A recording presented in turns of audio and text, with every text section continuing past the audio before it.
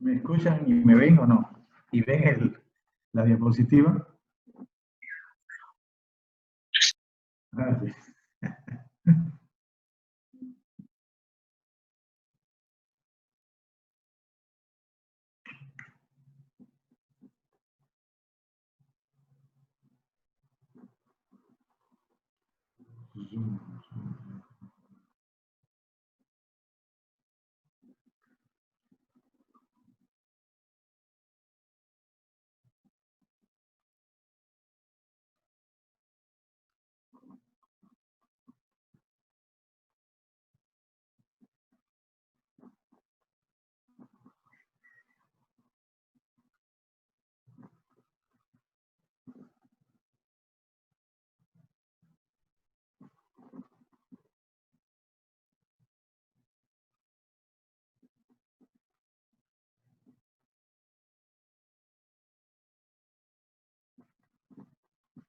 Alga, muy bien. Bueno, vamos a seguir hablando algo de la clasificación. Insuficiencia cardíaca derecha e izquierda ya vimos. Hay otras clasificaciones, no son tan importantes como ya dije, la mayoría, en el sentido de que no nos ayudan mucho, digamos, este, para poder entender, digamos, la fisiopatología, pero nos ayudan para determinar, digamos, eh, identificar las situaciones por lo que está pasando, porque todo, como dijimos, es un proceso. Entonces, en el momento en que vemos una insuficiencia cardíaca, nos ayuda esta clasificación para determinar y poder escribir en nuestra historia clínica en qué momento estamos viendo a este paciente. Insuficiencia cardíaca compensada o descompensada. ¿A qué se llama esto? Cuando un paciente es visto en la consulta y es internado por insuficiencia cardíaca, generalmente es descompensada, porque si no, no se internaría. Descompensada en el sentido de que hay sintomatología y signología característica de la insuficiencia cardíaca y que ese paciente no puede ser tratado en la casa, por eso se interna. Cuando el paciente, y seguro que está con un grado funcional de acuerdo a la clasificación de la disnea, como vimos antes, con un grado funcional 3 o 4, generalmente en esos casos que se internan, si no existieran otros factores, por supuesto, que incidan para poder tomar esa decisión.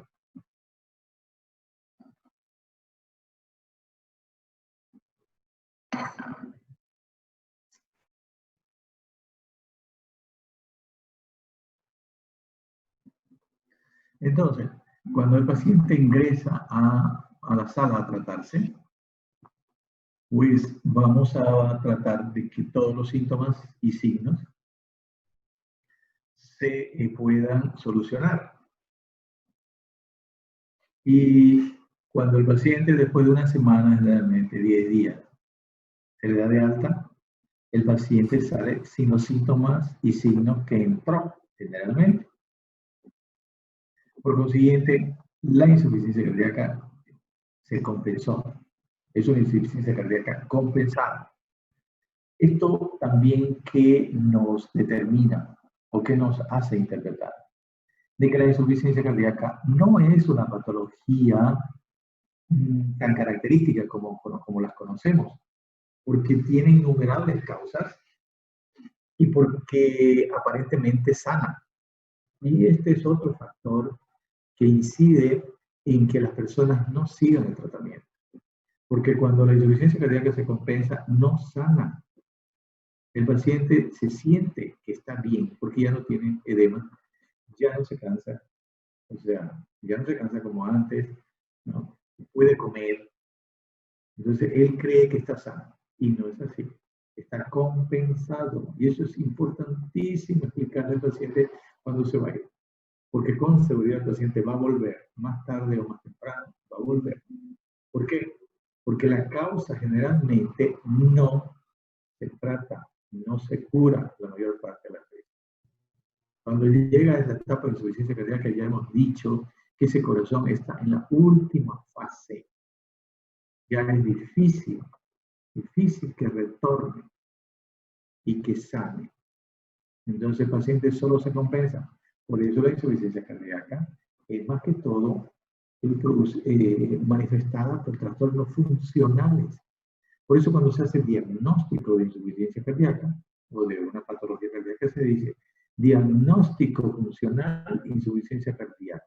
Diagnóstico anatómico, miocardiopatía dilatada. Diagnóstico etiológico, miocardiopatía chagásica, por ejemplo.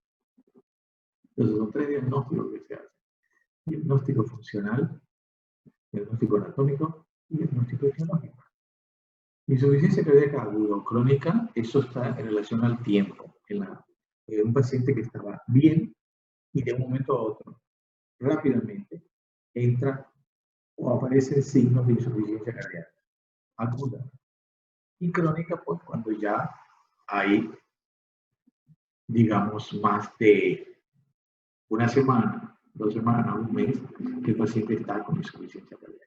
Aguda sería algunos días, 3 días. Insuficiencia cardíaca congestiva. Esto de congestión, ya ustedes lo entienden.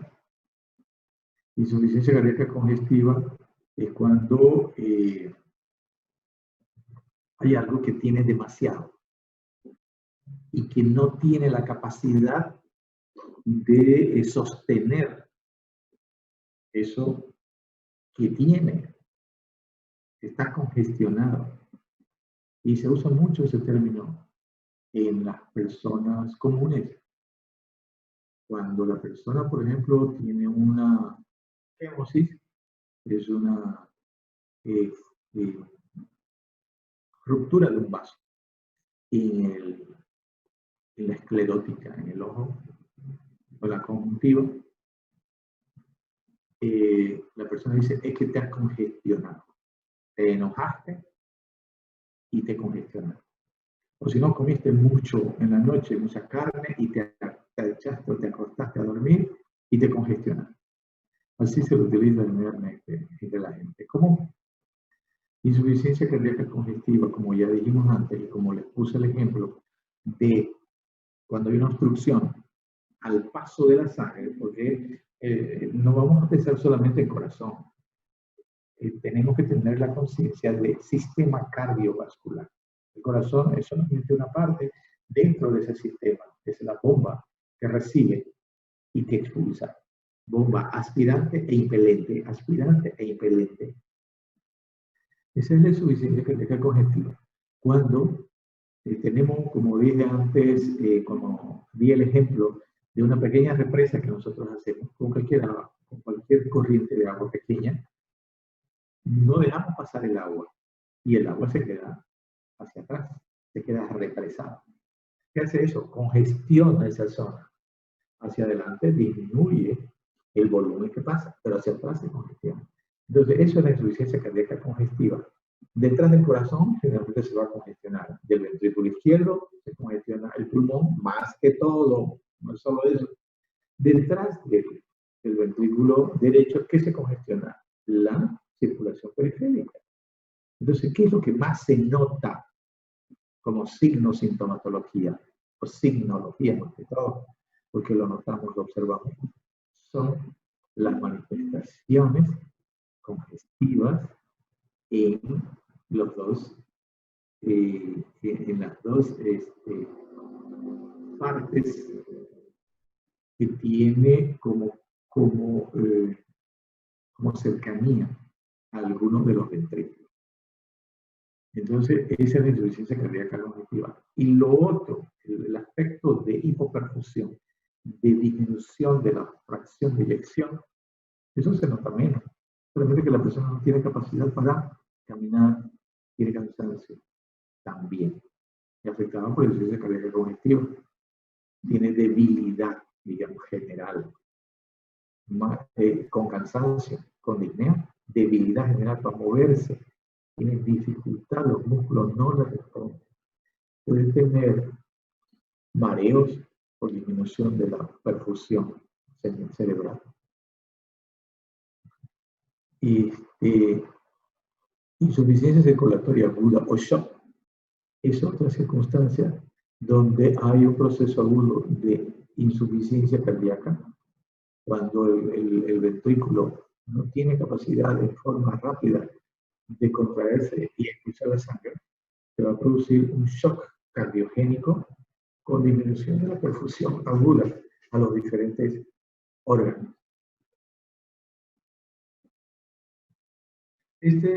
Son los criterios de Framingham de insuficiencia cardíaca congestiva.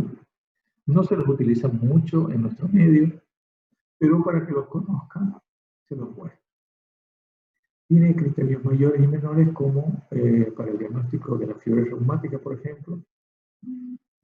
Y bueno, son criterios generales que nos permiten, por supuesto, tener una idea para poder hacer nuestro diagnóstico.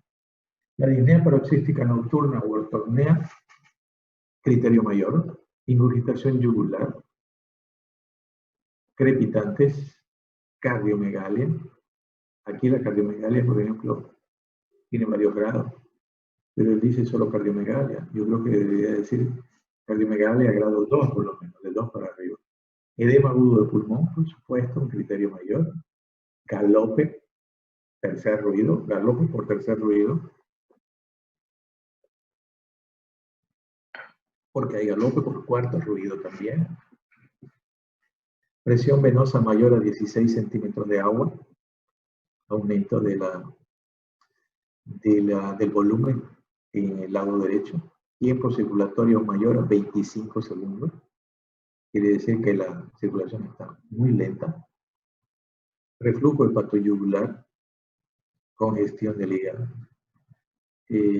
insuficiencia de la válvula tricúspide. Los criterios menores, como edemas maleolares, que pueden haber en otras circunstancias, varices o trastornos periféricos. La tos nocturna, que puede ser también por problemas pulmonares sin que haya problema cardíaco. O sea, no son tan específicos, quiero decir, pero la tos nocturna, cuando no hay problemas pulmonares primarios, también se produce por corazón y por una congestión del pulmón en la noche por, como dijimos, el ingreso de líquido desde las partes periféricas. Disnea de esfuerzo, esfuerzo pequeño, esfuerzo mediano, esfuerzo grande, no sé, no dice. Hepatomegalia, hepatomegalia 1, 2, 3, 4, 5, 6 centímetros por debajo del reborde costal a nivel de la línea media clavicular. El derrame pleural, izquierdo, derecho, igual en los dos lados. Capacidad vital pulmonar menor a 1/3 del máximo, quiere decir que está disminuida la capacidad vital pulmonar, ingreso de aire. Taquicardia mayor de 120 latidos por minuto. Criterio mayor o menor, pérdida de más de 4.5 kilogramos de peso después del tratamiento. Quiere decir de que la persona tenía bastante cantidad de líquidos. Y diagnóstico se hace de la insuficiencia cardíaca con 2 criterios mayores, o 1 mayor y 2 menores. Estos últimos, si no pueden atribuirse a otra causa, por eso hay que hacer diagnóstico diferencial con los criterios menores, porque tienen que ser realmente por problemas cardíacos. Tratamiento.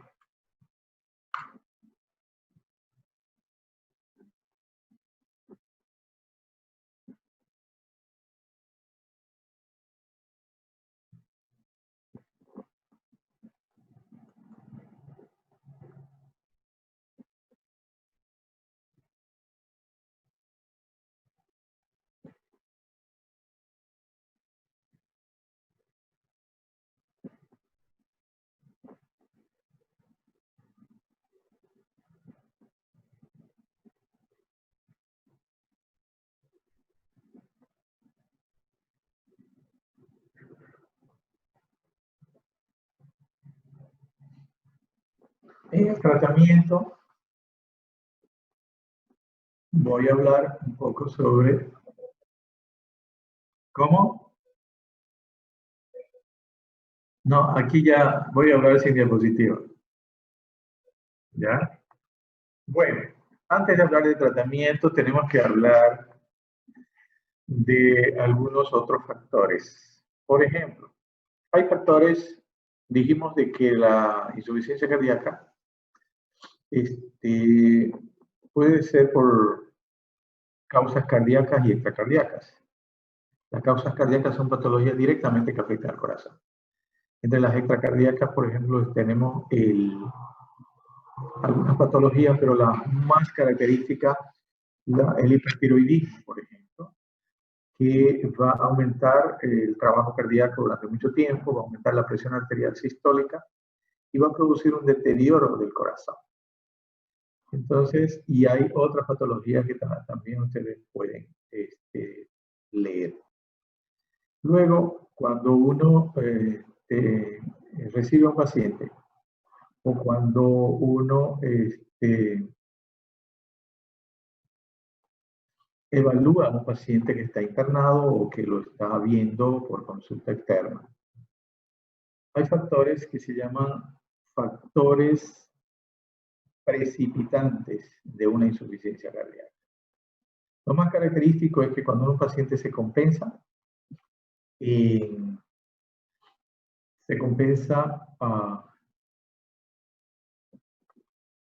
internado, el paciente sale sin signos, y uno le dice, no al paciente, hay 3 elementos que lo van a hacer volver al paciente. 3 elementos que nos ayudan a diagnosticar insuficiencia cardíaca y 3 elementos que nos permiten también ver por qué el paciente se descompensó. 1, el paciente generalmente deja de tomar medicamentos. 2, como el paciente no siente casi nada de lo que sentía cuando se internó, cree que está sano y empieza a hacer el trabajo que hacía antes. Y 3, como el paciente durante algún tiempo, especialmente en el hospital, no se le dio sal o se le disminuyó la sal, se le disminuyeron los líquidos muchas veces, va a empezar a comer rico.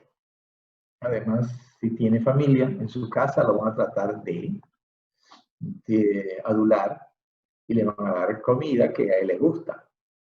Entonces, 3 elementos básicos. Hay otros, por supuesto, varios, como la fiebre, como cualquier tipo de sobrecarga, la persona sobrepeso, el embarazo en las mujeres, todo eso va a aumentar el trabajo cardíaco, va a sobrecargar al corazón.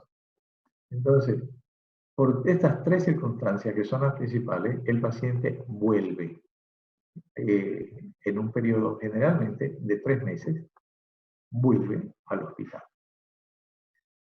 Porque por eso es que, y es porque, yo creo que tratando de entender al paciente, es porque el paciente, pues, como cualquiera, quiere sentirse sano, quiere sentirse bien, quiere sentirse normal, entre comillas.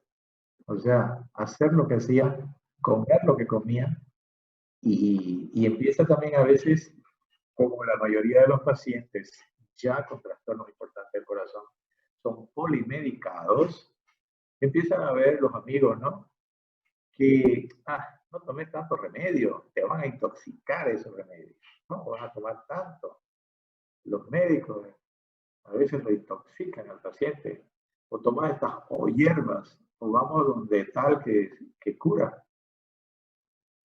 Todos esos factores en nuestro medio todavía existen, van a hacer que el paciente vaya dejando la medicación. Antes había el problema también de que el paciente no podía comprarse los remedios.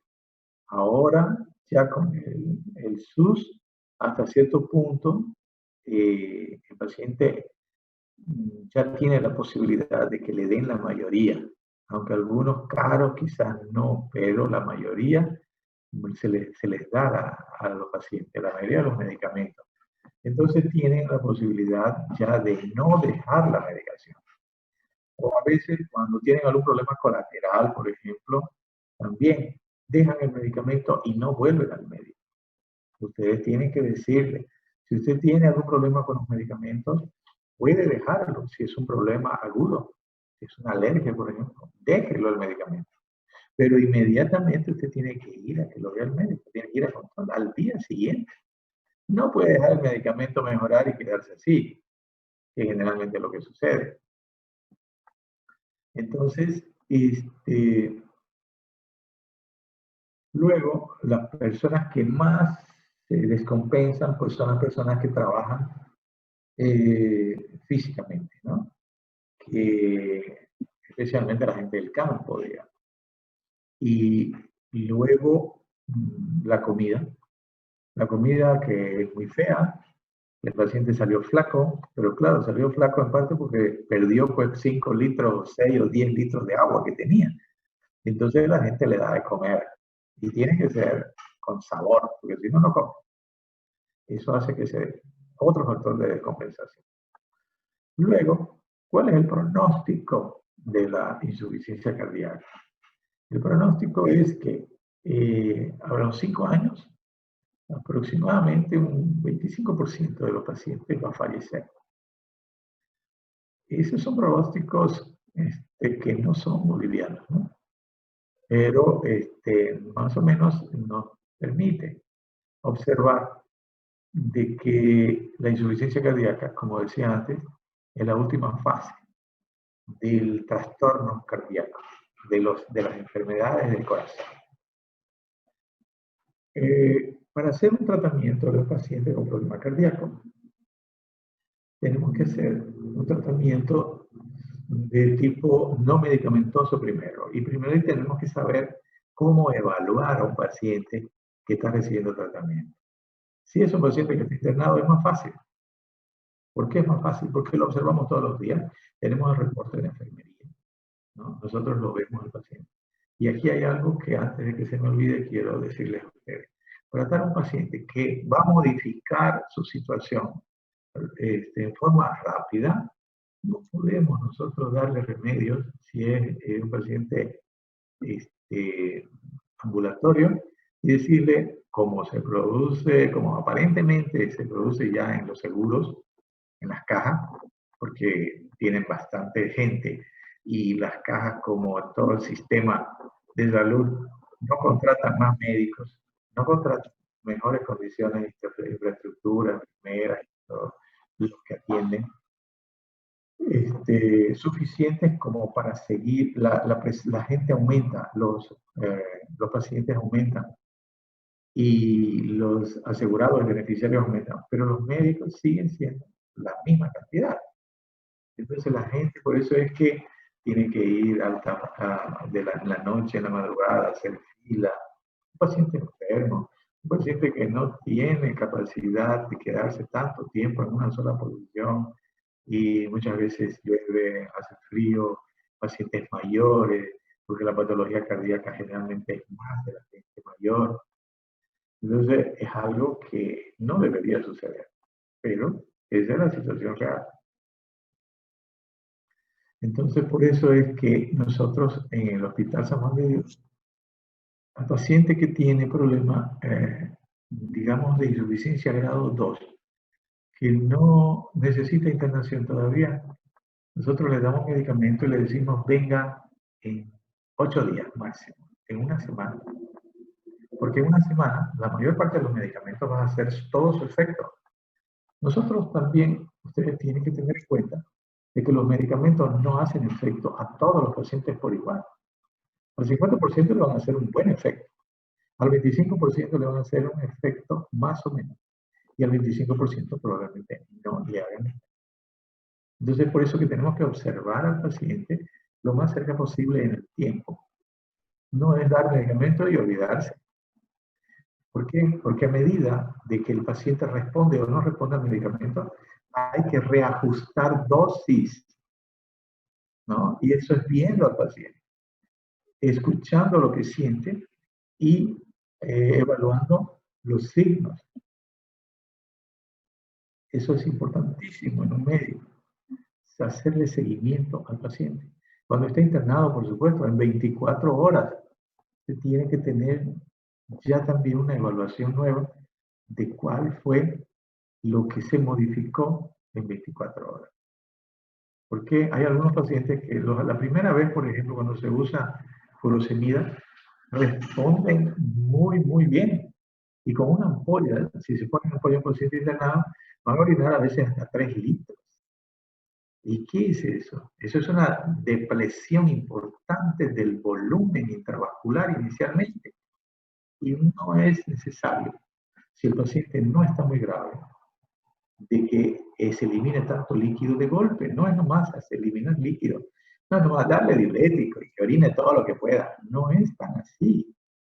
Ustedes saben que el organismo tiene un medio interno que debe estar compensado permanentemente.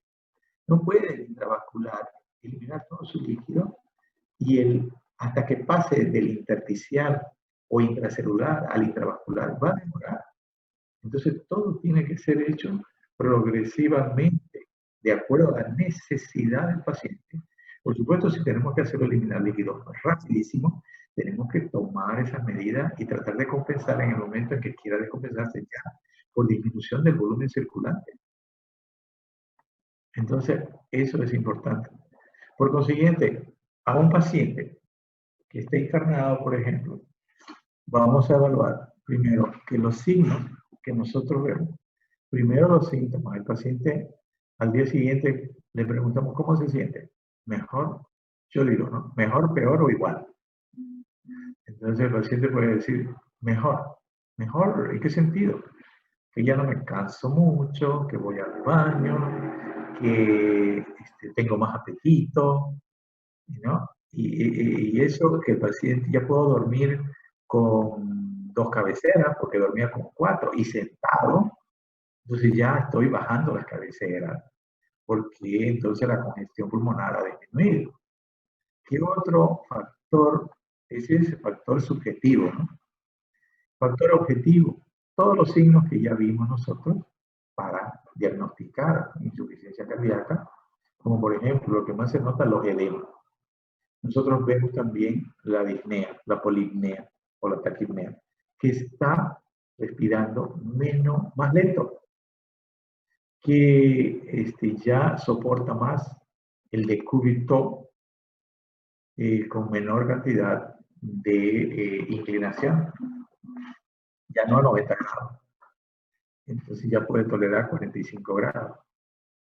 Vemos que el hígado, o si estaba con ascitis, el abdomen está disminuyendo. No en 24 horas, eso no se puede notar, digamos, pero los edemas de miembros inferiores, si el paciente orina bastante el primer día, lo vamos a observar. ¿Ya? Principalmente la ingurgitación yugular también va a disminuir. Todo eso nosotros tenemos que evaluar al paciente que está internado. ¿Por qué? Porque estoy hablando del paciente internado porque el paciente es más grave y es más fácil observar. Luego, es importante ver también la frecuencia cardíaca cuando auscultamos los soplos que tiene, ¿no? La frecuencia cardíaca va a disminuir y también un aspecto importante es el peso. Todos los pacientes deben ser pesados cuando ingresan al servicio. Todos los pacientes deben ser pesados todos los días en condiciones basales. ¿Qué quiere decir esto? Antes de que desayune. El paciente se levantó, debe tener un peso. Aunque hay veces, como son diferentes personas que los pesan, a veces quizá diferentes balanzas no están bien. El primer día pesó 70 kilos. Al día siguiente, orinando, pesó 72. O sea, no tiene relación, ¿no? Pero en nuestros hospitales todavía eso realmente no está, no se le da tanta importancia. Y no se controla, no se hace una observación y un control de los aparatos para que no nos engañen. Pero uno tiene que darse cuenta. En última instancia, todos los errores de los paramédicos, de las enfermeras, de los laboratorios, ¿saben quién los asume? El médico. ¿Saben quién es el responsable del paciente? El médico. Todo lo que se haga mal es el médico. Todo lo que se haga bien es el equipo. Es como en el fútbol. Ganan los jugadores, no el técnico. Cuando pierden, es el técnico el que pierde. Entonces, les digo esto porque a veces hay exámenes de laboratorio que nosotros pedimos y que nos dicen cosas que no son coherentes. Nosotros le hacemos caso al laboratorio o le hacemos caso a lo que no es nuestro criterio clínico. Y aquí es importante hablar del criterio clínico que tiene que tener cada médico. Esa es la base de todo. Por eso es que los médicos primero son clínicos y después son lo que quieran. Después son cirujanos, después son especialistas en lo que sea. Pero primero son clínicos. Por eso es que auscultar, no solamente corazón, auscultar corazón, pulmones, abdomen, ¿no? Hacer la semiología, ver los signos de tipo neurológicos, por ejemplo, eso es importantísimo, porque es la capacidad clínica y el ojo clínico que se decía antes, lo que va a determinar las decisiones que tienen que tomar los médicos. No podemos basarnos solamente en exámenes complementarios. Los exámenes complementarios, como su nombre lo dice, complementan al diagnóstico clínico, a la evaluación clínica. Por lo siguiente, pónganle ganas, estudien la semiología, la fisiología, la anatomía. Es básica para entender la patología. El que no sabe clínica, pues tiene menos posibilidades de diagnosticar. Si diagnostica mal, va a tratar mal. Por lo siguiente, no va a tener los resultados que quisiera para poder ejercer la profesión. Entonces,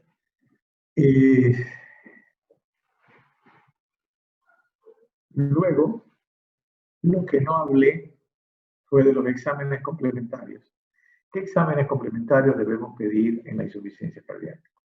Básicamente, un examen de laboratorio. Un examen de laboratorio que se basa en las patologías, en toda cualquier patología del laboratorio de rutina. ¿Cuál es el laboratorio de rutina? Hemograma, glicemia, urea, creatinina, orina. Esa es la rutina. ¿Qué es la rutina? Que siempre se debe pedir en primera instancia, la rutina. O cuando el paciente va a una evaluación nomás de la salud, de su salud, rutina.